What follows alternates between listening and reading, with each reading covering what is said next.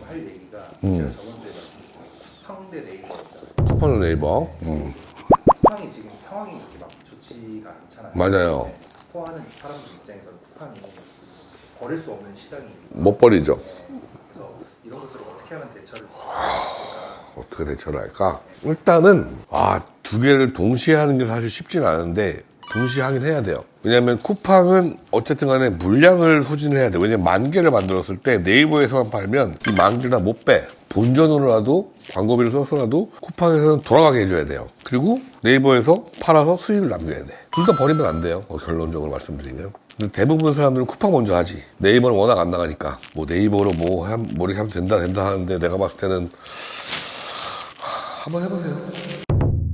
결국은 쿠팡에서 물건이 돌아간다 싶으면 이게 팔리는 제품이다라는 게 확신이 들면 그때 이제 네이버에다 광고비 썼고 뭐 블로그 작업하고 뭐 등등등 노출을 많이 시키려고 노력을 해서 여기서 수익을 봐야 돼요. 근데 이제 좀 걱정하는 부분은 쿠팡이 뭐 영업이 정지되거나 이런 에이 말도 안 돼. 그렇게 하면 거기서 팔고 있는 사람 다 줄게. 지금 어쨌든 간에 정치 얘기를 내가 해야 되나? 막 이렇게 보잖아요. 그 청문회. 영업정지는 하면 다 망해. 왜냐면 일단 정산이 60일 뒤잖아. 거기 물린 돈들이 얼마일 거야. 그거 쿠팡이 파산해버리면 어떡할 거야. 말도 안 돼. 과징금으로 끝나겠죠. 설마. 공산주의도 아니고. 차이점이라고 해야 되나? 차이점은 고관여, 저관여라고 하거든요. 고관여는 사람이 들어가서 물건을 딱 보고 내가 필요한 물건을 정말 공부해서 사는 걸 고관여. 관여도가 높다라는 뜻이야. 저관여는 그냥 나 이거 필요해. 클릭 구매. 쿠팡이 저관여, 네이버가 고관여라고 봐요. 그래서 결국에는 저관여는 오로지 가격으로 승부해. 그리고 리뷰도 승부해. 그래서 가격 낮고 리뷰가 많으면 광고 좀만 돌리면 무조건 많이 나가는 구조. 그게 쿠팡. 맛있는 안 좋죠. 그래가지고 쿠팡은 그냥 물건 돌리는 용. 네이버는 또 문제가 순위를 아무리 올려봤자 구매한 쿠팡만큼 안 나와. 왜냐면 검색을 네이버에서 해서 구매하는 사람들이 그렇게 많이 없다는 얘기예요. 그런데 이거를 어떻게든지 이쪽으로 끌고 오려고 여기에도 홍보하고 저기에도 카페에도 홍보하고 블로그도 홍보하고 오프라인도 홍보하고 그런 작업을 하는 거예요. 가장 이상적인 거는 고관여 상품이야. 네이버에 떴어. 그럼 브랜딩이 되잖아. 그거를 쿠팡으로 가져가서 팔면 쿠팡도 나가. 왜냐면 브랜딩이 돼 있기 때문에. 그래서 브랜딩이 중요한 거야. 우리의 목표는 그거. 네이버로 일단 3년 전부터 조용히 팔아가지고 리뷰가 어쨌든 10,000개가 쌓여 있으니 어쨌든 어그로를 끌면 쿠팡에서도 먹힐 거다라고 나는 생각을 해서 어쨌든 간에 해본 거고 먹힐지 안 먹힐지 몰라요. 네이버에서는 어떤 조건들이 있어요? 네이버는 사실 나도 정확하게 잘 모르겠는데 맘카페나 인스타나 유튜브나 어딘가에서 화두가 일어나야 돼. 그냥 순위만 올려가지고는 안 나가더라고. 예를 들어서 뭐 사람들 트래픽이라는 걸 써요. 네이버에서 막고는 있지만 다들 공공연하게 쓴단 말이에요. 그래서 트래픽을 쏴서 구매가 안 나와도 뭐 3위, 4위까지 올릴 수가 있어. 그 올리는 돈이 엄청 많이 들어가. 트래픽 하는 돈을 엄청 많이 받아가니까. 한 달에 800만 원 썼는데 매출이 안 나와. 약간 그런 거예요. 트래픽만 써가지고 절대 매출이 나오지 않아요. 약간 내가 어디서 들었는데 우리나라 소비 성향 자체가 미국하고 좀 달라. 미국은 자기 주도적으로 소비를 하는데 한국은 남들이 뭘 좋아하지? 하고 그래서 구매를 해. 우리끼 좋다라고 소문을 내야 돼. 그 소문을 내는 방법이 뭐 인스타도 있고 유튜브도 있고 이제 맘카페 같은 데다 올리는 것도 있고 등등 다양하게 있죠. 근데 그걸 어떻게 티 안 나게 잘하냐 그거예요. 네이버 같은 경우에는 마진율 자체는 네이버가 그래도 훨씬 좋죠. 나는 CPC는 안 해요. CPC가 이제 클릭당 광고비 나가는 거거든? 그거 하면은 답이 없어요. 그러니까 그런 거는 내가 봤을 때 건강기능식품이나 아니면 화장품, 원가가 정말 싼 거를 브랜딩을 해서 이빠이 비싸게 파는, 이빠이란 말 쓰면 안 되잖아. 엄청 비싸게 파는 제품들을 이런 거는 가능해. 근데 이거 팔아가지고 얼마 남는다고. 최종적인 거는 네이버에서 뭔가를 일으켜서 맞아요. 그게 그래야지 돈을 만질 수 있어요. 쿠팡으로 해서는 먹고 살 수도 있어요. 그런데 재벌이 될 수는 없어요. 그리고 어차피 쿠팡으로 지금 내가 월 매출이 그래도 한 1억에서 1억 5천 정도 되는데 남는 거는 그렇게 많이 남지 않아요. 네. 많이 남아야 1,000만 원, 1,500만 원? 들어오는 수입이 보통 쿠팡 비중이 높진 않으지. 높지 않아요. 공구가 수익이 제일 많이 남고 네이버는 수익이 그냥 용돈 버는 수준. 인스타 얘기를 그러면 좀 해봐야 될 것 같은데 인스타도 이제 보통 공부를 해서 이제 맞아요.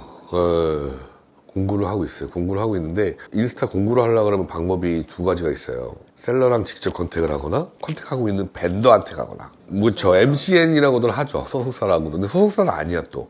왜냐면 셀러들이 얘네 소속이 아니니까. 소속사가 있는 애들은 그냥 넘사벽인 애들, 진짜 막 팔면은 엄청나게 많이 파는 애들이고 걔네들하고는 거래를 못 해요. 그 밑에 이제 그래도 꽤 괜찮은 셀러들 많아요. 걔네들하고 거래를 하면 일반적으로 수수료가 20에서 25%예요. 그런데 MCN한테 가면 30에서 40%까지 달라 그래. 왜냐면 자기네가 뭐 중간에서 뭐 이렇게 하는 게 있으니까. 그래서 나는 근데 MCN하고 하는 걸 좋아하지 않아. 왜냐면 내 물건이 여기 나가는데 누구한테 어떻게 팔리는지를 내가 알 수가 없어요. 전에도 많이 친한 셀러 하나가 있어서 그분하고만 거의 하는데 내가 그분한테 주는 수수료만 한 달에 달 나갈 때는 3, 4천, 안 나가는 1,500원 이상은 줘요. 그럼 그분이 많이 먹겠지? 4분의 1? 25% 정도를 먹으면 그분이 4천을 벌면 나는 1,000만 원을 버는 거잖아. 아, G마켓하고 11번가는 제가 잘 하진 않아요. 걔네는 쿠폰이 너무 자동으로 붙어가지고 우리는 가격 관리를 되게 중요하게 생각하거든. 2만 원으로 가격을 정해놨는데 G마켓하고 11번가, 종합몰 뭐 이런 이마트몰 이런 데에는 걔네가 수수료가 비싸거든요. 내가 이걸 2만 원에 올려놓으면 지네가 자기네 수수료 까가지고 쿠폰을 붙여버려. 그러면 이게 18,000원이 되는 거야. 나는 2만 원에 팔고 있는데 그러면 이게 18,000원짜리가 돼버리는 거잖아요. 그게 싫어가지고 사실 오픈마켓에서 잘 안 해. 근데 오픈마켓에서 아예 안 할 수가 없는 게 오픈마켓 행사라는 게 있어요. 하루짜리 행사 같은 게 있었어, 옛날에는. 그런 거를 하게 되면 맘카페 같은 데에다가 핫딜존이라는 게 있어요. 거기다 글을 쓸 수가 있어. 인지도가 있는 제품이면 사람들이 많이 사요. 생각보다.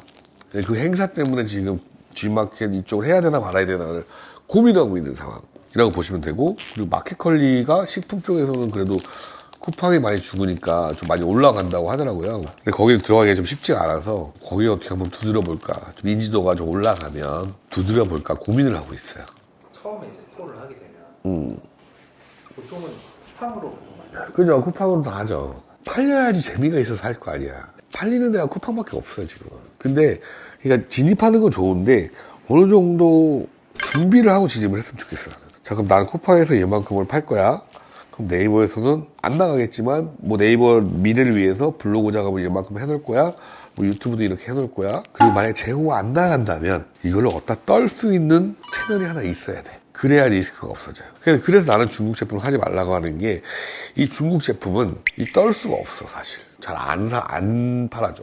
차라리 할 때 내 거를 하더라도 그냥 이거 내가 얼마에 만들든 나 만든 가격에서 마이너스만 안 보면 되는 거 아니에요. 물론 시간과 뭐 이런 투자 비용은 있겠지만 그거는 그냥 뭐 어차피 사라지는 거라 생각을 하고 그냥 이 물건 값이라도 건져야겠다고 하면 나는 떨어질 때도 많거든. 이게 준비가 돼 있어야 이 스토어도 들어와야 된다.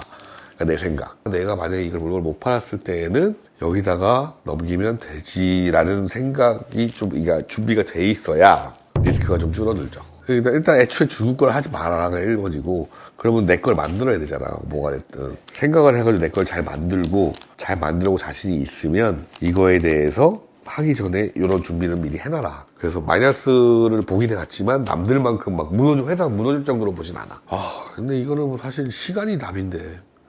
왜냐면은 일을 하다가 사람들을 만나면서 나는 사실 그 인플루언서가 큰 도움이 많이 됐어요. 그 인플루언서 내 부탁은 다 들어줬기 때문에 나름 나는 한 달에 매출을 꽤 많이 하는 사람이 되었고 그게 이제 소문이 나면서 사람들이 나한테 이거 팔아주세요 저거 팔아주세요 이렇게 연락이 오잖아요. 난 여기서 팔아줬다가 여기서 거절을 하면은 여기다가 소개해줄 물건이 많아지잖아. 그러니까 사실 제조사들이 만들어 놓고 못 파는 사람들이 엄청 많아요. 그래서 이제 나는 그거를 이제 해주는 거지. 이익은 못 보게 하더라도 마이너스는 보지 말아라. 마이너스를 최소화해라. 근데 구독자 올리는 게 쉽지는 않다. 그러면은 이제 공약했는데 메일 보내주신 분들은 어떻게 지나갈까요? 보내주세요. 몇 명 안 되지 않아요? 그분들한테는 10개 말고 20개짜리 보내주세요. 몇 개 안 되니까. 그리고 대신에 홍보 많이 해달라고 꼭 좀 해주시고요. 네! 고생 많으셨습니다. 수고하셨습니다.